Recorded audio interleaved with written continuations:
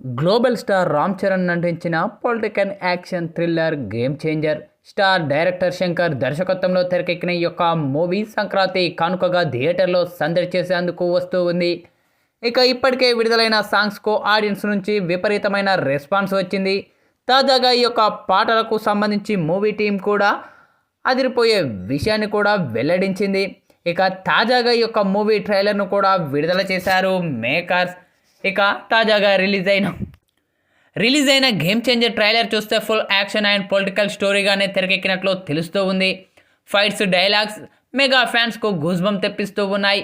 ఇక రామ్ చరణ్, ఏజే సూర్య మధ్య సన్నివేశాలు ఆడియన్స్లో అంచనాలు మరింత పెంచేస్తూ ఉన్నాయి.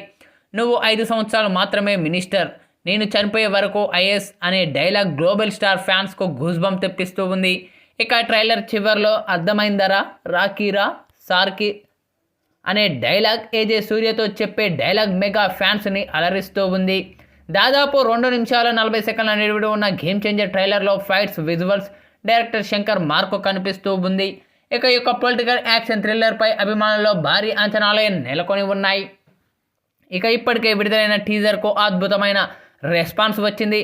శంకర్ దర్శకత్వంలో వస్తున్న మూవీ కావడంతో కోలీవుడ్లో ఈ యొక్క మూవీ కోసం ఎంతో ఆసక్తిగా ఎదురుచూస్తున్నారు.